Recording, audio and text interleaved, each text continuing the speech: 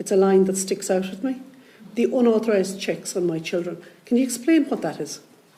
Yeah, and this particular one I'd imagine was strategically planned, because I have since remarried and I'm extremely happy. I've met a really, really good man. But on the weekend of my hen party, I went to a big celebration, and I came home on the Sunday evening, and I knew as soon as I came in something was wrong, and my fiancé at that time told me that he had been bombarded over the weekend. I imagine it was strategically planned, with guards from the local station doing checks on the kids and their welfare. And I know as a member of Garda Síochána, there's proper procedures in place when it comes to, you don't just take a phone call and say, I've issues about these kids. You don't act on a phone call to a station. That's not how welfare checks are conducted, But in this case, and the irony of it was, I came back from my hen party and I'd been away for the 2 nights, and at no point, me as the mother of those kids, did anyone call me, did anyone contact me, or did anyone ever after that come to me and ask me or speak to me about the welfare of my kids. Instead, it was my fiancé actually who was harassed, and those welfare checks were completely and utterly unauthorised.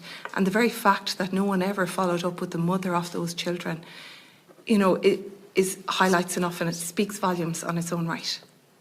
And thanks very much for sharing that information with us. Because, see, it's not the first time that we have had files before us. It's not the first time we have actually heard of stories where other agencies, and there's processes and procedures around all of this, and if there's a welfare issue, that is the role for TUSLA to be involved in, but on Garda Síochána to take it upon themselves. I think we have a memory of the Maurice McCabe story and everything else like that. So it just shows you where we can speak to the vulnerability of children, and also pick to the vulnerability of actually the core essence of what you're trying to protect.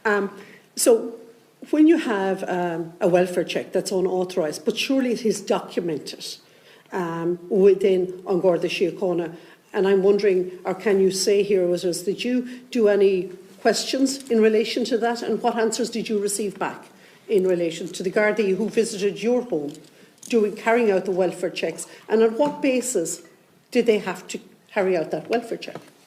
So that particular incident was included in my protected disclosure, because I know it happened, and my children know it happened because the guards arrived into the house to inspect them.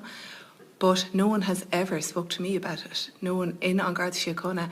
And this was my local guard station. No one has ever come to me about it. No one has ever explained to me why it happened.